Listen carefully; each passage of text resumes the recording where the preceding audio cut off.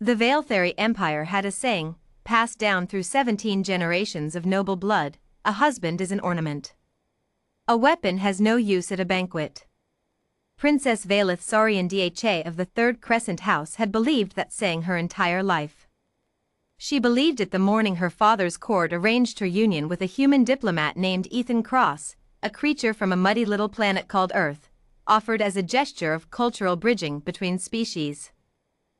She believed it as she watched him smile too widely at her attendants, trip over the ceremonial hem of his own robe during the bonding rite, and spend the first 3 months of their marriage asking questions about Veiltheri spices with the enthusiasm of a hatchling discovering color. He was kind. Impossibly, almost embarrassingly kind. He brought her tea she didn't ask for. He laughed at his own mistakes. He learned 17 words of the old court tongue and mispronounced 14 of them, but he tried, with that wide-open, unguarded expression her people had no word for, because vulnerability had never been considered a trait worth naming. He was helpless by every Veiltheri measure. He couldn't read a threat display. He didn't know which fork carried political meaning at a state dinner. Once, he had accidentally bowed to a custodial drone. Vailith was fond of him, in the way one is fond of a decorative plant that somehow keeps surviving winter. She did not think of him as a shield. That was her mistake. The night the Kale Syndicate came for her, she was alone in the east wing of the Crescent Palace. Her bodyguard had been rotated out, a scheduling error that she would later understand was not an error at all. Her personal calm was jammed. The 3 assassins who entered through the maintenance corridor wore the black resin armor of hired professionals, and they moved with the fluid silence of people who had done this before and intended to do it again.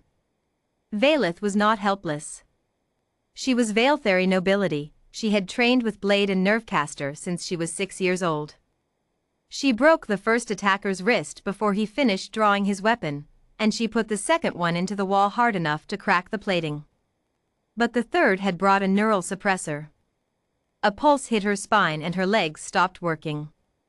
She went down on one knee, teeth clenched, hands still trying to function.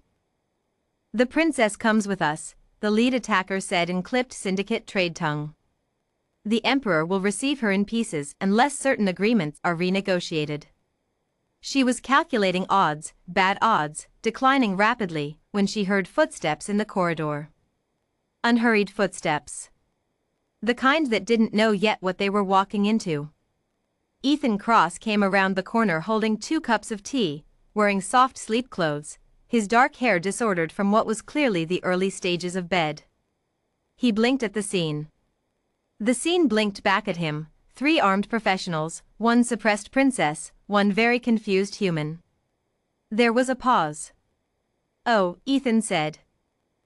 The lead attacker raised his weapon. "This is not your concern, mammal. Leave." And here was the thing about Ethan Cross that Vailith had not yet understood, the thing that no one in the Veiltheri court had thought to ask about, because they had been too busy measuring his ignorance of fork protocol. He had grown up on a planet where every apex predator, every ice age, every plague and famine and war had failed to kill his species. A planet where humans had been prey, then survivors, then, quietly, without asking anyone's permission, the most stubborn, adaptable, and functionally unkillable things in their own ecosystem. Vailith had married an ornament. She had not asked what the ornament was made of. He put down the tea. Not carefully. Not nervously. He simply set both cups on the floor beside him with the calm of a man clearing space on a workbench, and when he straightened, something had shifted in the architecture of his posture. Not a transformation, no dramatic reveal. Just a subtraction. Everything soft and open and apologetically enthusiastic about him had gone very, very quiet. The lead attacker fired. Ethan was already not where he had been. He moved wrong, not with the trained elegance of a Veiltheri warrior, but with something uglier and more efficient, the movement of a creature that has learned through 10,000 years of iteration that the most important thing is to not be where the pain is. The shot took a scorched line across the corridor wall. His elbow found the attacker's throat on the way through, not a killing blow, just enough to fold the man forward, and then his weight came down on the back of the armored knee in a way that physics, not training, made inevitable. The second attacker was already moving. Ethan took the hit, just absorbed it, the way something dense absorbs impact, and used the momentum to redirect rather than resist. He was, Valeth realized with a distant shock, grinning. Not the wide guileless grin she knew. Something older. Something that looked like it had teeth behind it. Okay, he said, apparently to himself, and caught the third attacker's weapon arm mid-swing. What followed was not elegant. It was not the disciplined, formalized combat of Vaeltheri warrior caste. It was human, which meant it was relentless and adaptive and deeply personal, and it lasted approximately 40 seconds before all three professional assassins were on the floor in various states of no longer being a problem. Ethan stood in the middle of them, breathing a little harder than usual, and looked at his wife. She was still on one knee. The neural suppressor was fading. She could feel her legs again. He crossed to her immediately, all that stillness dissolving back into the man she recognized, concerned eyes, careful hands, that open expression her people had no word for. "Are you hurt?" he asked. In old court tongue. Mispronounced slightly. She stared at him. "Ethan," she said. "What are you?" He helped her to her feet and thought about it with the expression he wore when she asked him questions he actually took seriously. "I'm your husband," he said finally. Then, with the ghost of that other grin, "Also, humans are a lot harder to kill than we look." "Sorry, I probably should have mentioned that." She had him thoroughly debriefed, of course. She was a princess, not a romantic. The report that came back from her intelligence staff was educational. Humans had a documented history of fighting things they had no business fighting and winning through sheer refusal to accept the expected outcome. They had something called spite, which apparently functioned as a tactical resource.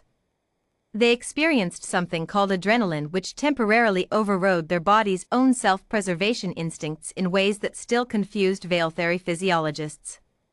They were, in short, completely absurd and also statistically unlikely to stay down. "He has no formal military designation," her intelligence chief reported. "No caste markers. No warrior training on record." Then where did he learn? "He says he grew up with two older brothers." Valeth read the report 3 times.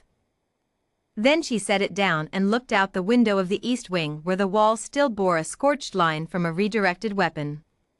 She thought about 17 generations of Vaeltheri wisdom. She thought about ornaments and weapons and the comfortable assumption that kindness meant softness, that gentleness meant absence of teeth. She thought about the way Ethan had put down the tea. That evening, she found him in the kitchen, their kitchen, which he had colonized within the first month with incomprehensible human spice collections, attempting to recreate something he called a proper vinaigrette with Vaeltheri ingredients that were only conceptually similar. She stood in the doorway and watched him for a moment. The wide smile. The running commentary to himself. The cheerful mispronunciation of the Vaeltheri word for oil. "Ethan," she said. "I owe you an apology." He turned, curious, not guarded. He was never guarded with her. She was beginning to understand that this was not naivety, it was a choice. A very deliberate, very human choice, made by something that knew exactly what it was capable of and had decided to be gentle anyway. "I thought you were helpless," she said. He considered this seriously, the way he considered all things she said seriously, which was another habit she had underestimated.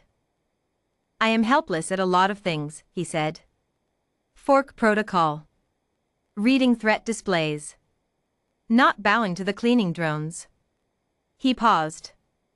"I'm not helpless at keeping you safe." She crossed the kitchen and stood beside him, and after a moment she picked up a spoon and handed it to him to continue his vinaigrette. "No," she agreed. "You are not." The Vaeltheri Empire would need a new saying. She was already composing it. "A husband who is kind by choice is not an ornament. He is the most dangerous thing in the room, because he decides, every single day, not to be.